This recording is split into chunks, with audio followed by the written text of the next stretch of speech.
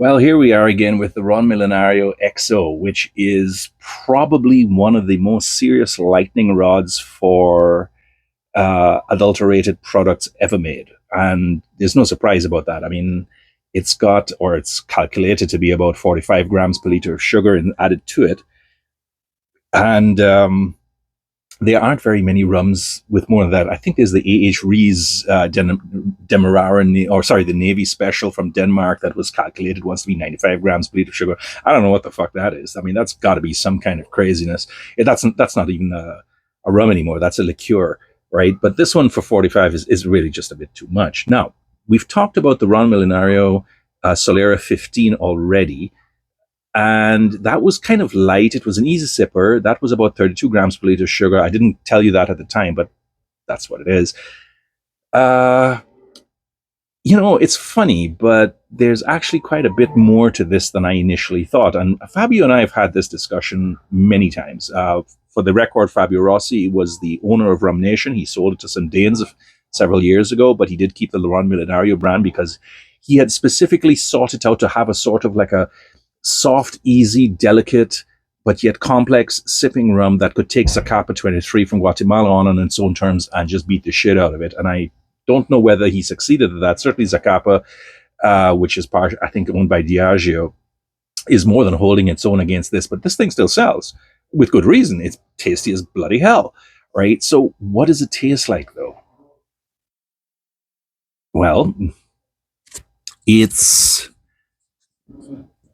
deep. That's the best I can describe it. It lacks that lightness of the 15. It's a little bit more pungent. It's got nuts. It's got caramel. It's got some cinnamon and spices and crushed nuts and pistachios. It's got a little bit of leather, a little bit of smoke. It's actually rather traditional in that sense. But then you have things like florals and honeys and so on. And this is what is so surprising about it, because what on earth is a rum with 45 grams per liter of sugar tasting this complex? There's actually quite a bit more to it than people tend to acknowledge. And this is why, even though I think Wes Bergen just put out a reprint of his list of the worst rums ever made, put Bumbu and this one here and a couple of others on his hate list, and he's right to do so. But here's the thing. I have tried this thing several times, and I've given it to several other people. And you know what? It still has something going for it that I can't entirely discount. And you're free to give me 10 different kinds of shit for that. I mean, that's just a personal opinion of mine. I think it's better than is acknowledged is all, right? That doesn't mean I'm going to score it 95 points or any nonsense like that. No, not at all, right? Mm. Oh, wow.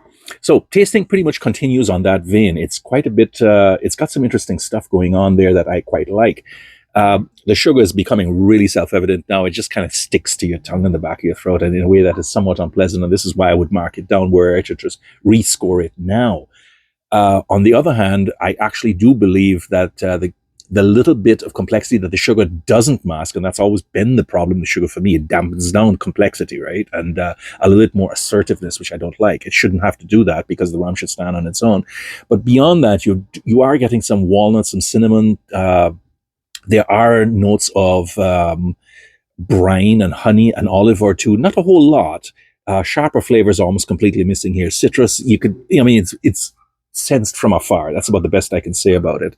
So in that sense, not necessarily a complete success, but still, even after all these years, I still would not go below 80 points on it, because I could taste this and drink it in hot weather, or cold weather for that matter. And while I wouldn't take too much of it, but before I would have to book an appointment with my dentist, I guess, I can't entirely say it's a fail either.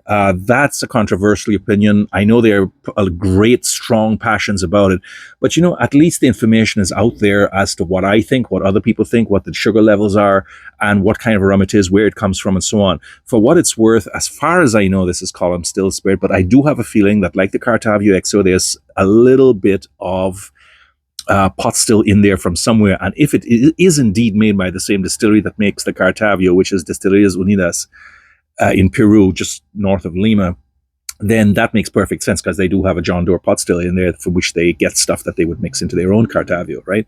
And I have a feeling that's actually what the truth is, although I've never been able to establish that concretely. And since this has kind of dropped off my sightline, I didn't go into deep depth and a deep dive into it again. Perhaps I should. And if I ever do, then I will probably put another post on this and put a third review of this out in the open. But be that as it may, that's where we are right now. It's a decent enough rum. I would probably score it no more than 80, 81 points at best, which puts this behind the Solera 15 and behind the Cartavio XO, which I would score a point or two higher, largely because of sugar levels, because of levels of complexity. They're all 40% rums, but this one's kind of fallen in my estimation, which isn't to say it's bad, simply that it isn't my cup of tea anymore. And with that, I'm going to close this review off and hope you have a very nice day. Take care. Bye-bye.